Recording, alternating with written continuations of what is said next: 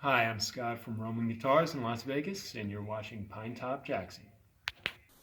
Hey, thank you, Scott. I've been making these videos about guitars that I've been buying and selling, digging into their history, their background, their origin, trying to find out as much research as I can about them.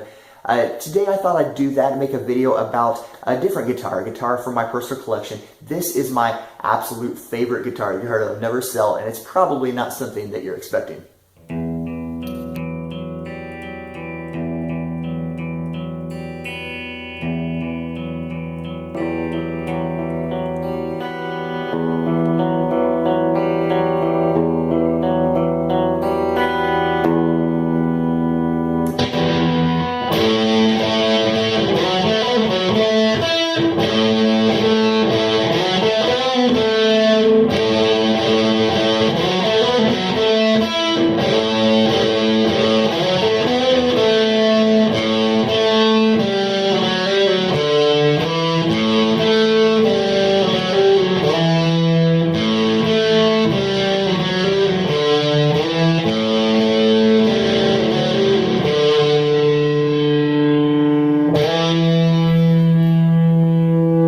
Before we start digging into this guitar, let me tell you the story about how it came to be in my possession.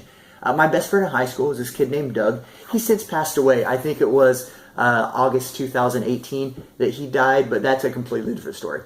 So this guy Doug had an older sister, and she was dating this guy named Chris Keith. He was a musician, and he found this guitar at a pawn shop somewhere in Indiana, some small town like Logansport or Kokomo or something like that. I found it at a pawn shop for sale as a 1969 Washburn. He bought it, and then he wound up becoming the bass player for this beer bar cover band called Hat Trick, and their singer used this as a rhythm guitar. Here's just a few pictures I have of the band Hat Trick. There's Todd holding the Washburn, and then here is Chris, the bass player, is the guy on the left. He's the one who owned the guitar and sold it to me. Here's me behind the soundboard. I wound up running the lights for their live show for a while. So this guitar was living with the singer, Todd, and when those guys stopped playing together, then Chris got it back, and then he wound up selling it to me for the $300 that he paid for it. I've always loved this guitar. It is, I think of it as like a Les Paul double cutaway. It's got a slightly carved top, but with the neck through, those skunk stripes, stringers are amazing. They're beautiful. Now let's do some guitarcheology.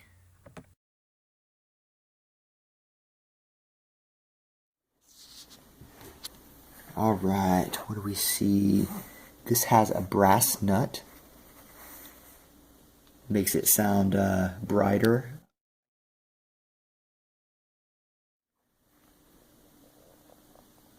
Seymour Duncan pickups. It's a neck through. Beautiful skunk stripe stringers. This has a coil tap. Oh, and it has DiMarzio string saddles. Getting a little pitted from age. This was 1979. Let's take a look at the serial number here. Before we explore the serial number, let's take a look at this tuner. The guy I bought it from played in a cover band, and they switched tunings a lot. They went down into drop D, and he had this Hipshot tuner put on it. Boy, look at the logo on the George Washburn tuners. And I have the original one. The original tuner. And I've always meant to take this Hipshot off and replace it with the original, because I never use that, but I just haven't gotten around to it. Alright, so the serial number is getting pretty faded.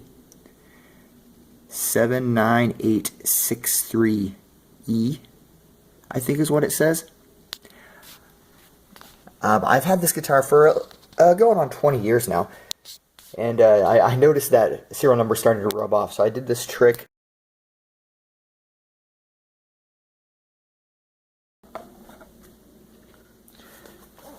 So I wrote the serial number here on the inside of the cavity plate, so that if that ever gets completely worn off, I still have record of it. We'll take a look at the control cavity real quick. Wiring is not really my bag. So if anyone out there who's more of a pro than I notices anything that stands out to them, please leave me a comment and let me know what you find. See some stamps right here, 5040, and there's something written right here. Looks like GF. I don't know if that's someone who did some work on this guitar wrote that, or a previous owner.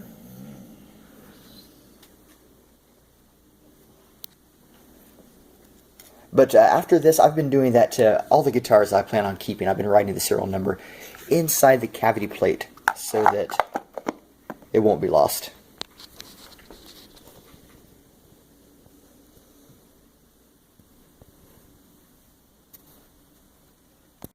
A closer look, I'm just inspecting this guitar as if I just bought it, even though, as I said, I've owned it for going on 20 years now. Some damage, being banged around. And then it looks like the original strap button was right here, which I'm sure caused some serious neck dive. It was relocated up here to this upper horn. And then something else I see, there's another hole drilled there on the inside part of the horn. I don't know what that could have been used for. Certainly someone wouldn't try to put a strap button there. I don't know. Just another piece of damage.